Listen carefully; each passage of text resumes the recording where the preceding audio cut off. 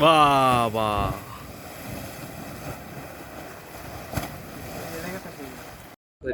কেনেকুৱা পৰিৱেশ চাওক, খুব ভয়াবহ পৰিস্থিতি।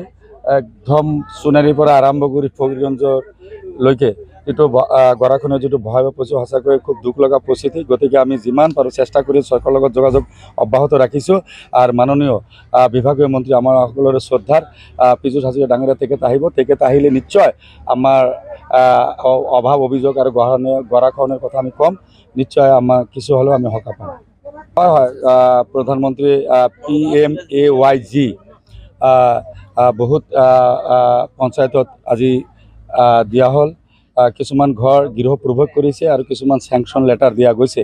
আৰু তাতে মাননীয় আমাৰ অসমৰ সৰ্বকালৰ সৰ্বশ্ৰেষ্ঠ কৰ্মদক্ষ জনতাৰ জননেতা মুখ্যমন্ত্ৰী ডক্টৰ হিমন্ত বিশ্ব শৰ্মা ডাঙৰীয়াই এটা শুভেচ্ছা বাণী দিছে। শুভেচ্ছা বাণীৰ লগত আমি চেংচন লেটাৰ যিখন ঘৰ আবণ্টন যিজন মানুহৰ নামত এই চেংচন লেটাৰ আমি দিছোঁ।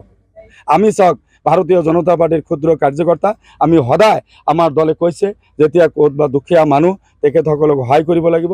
আমি আহিছোঁ, আমাৰ চৰকাৰক জনাইছোঁ।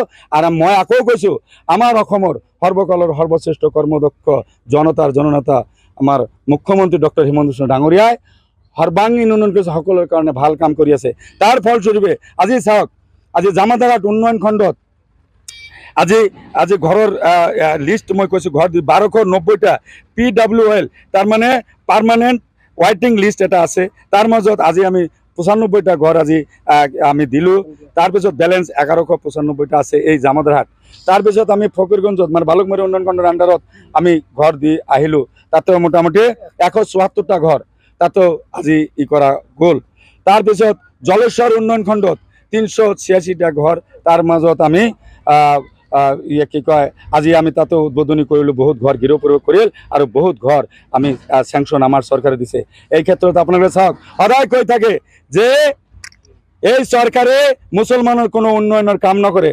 আমাৰ মাননীয় মুখ্যমন্ত্ৰী বিজেপি নেতৃত্বাধীন চৰকাৰে অসমৰ সকলো জাতি জনগোষ্ঠীৰ কাৰণে কাম কৰি আছে।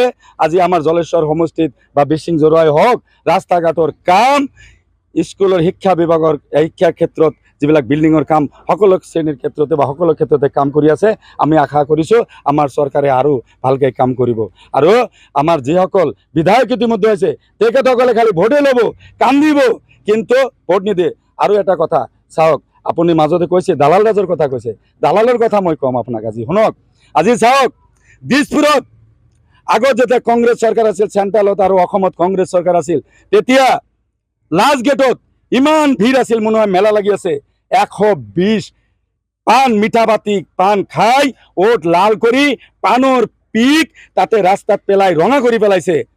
আজি চাওক, বিজেপি চৰকাৰ হোৱাৰ পিছত তাতে দেখিব আজি বগা। আজি তাতে দালালৰ সংখ্যা নাই। আমাৰ কোনো বিজেপিৰ কাৰ্যকৰ্তা, আমাৰ কোনো বিজেপিৰ ল'ৰা লাষ্ট গেটত গৈ আড্ডা নামাৰে। এতিয়াও দুই এটা দেখা পাব এই আগৰে কংগ্ৰেছ চৰকাৰৰ বা সেই কংগ্ৰেছৰ কিছুমান বিধায়ক আছে। এতিয়া চৰকাৰ তেখেতসকলৰ নাই, তেখেতসকলৰ 2-এজন লাষ্ট গেটত দেখা পাব। আৰু সেই পাণৰ পিক এতিয়া আগৰ দৰে নাই, কাৰণ দালাল নাই, পাণটো নাই। এতিয়া তেখেতসকলৰ দাঁত বগা হৈ আছে। আশা কৰিছোঁ তেখেতসকলৰ আৰু 120 মিঠা বাতি পাণ খোৱাৰ ভাগ্য হয়তো আৰু 25 বছৰ অপেক্ষা কৰিব লাগিব।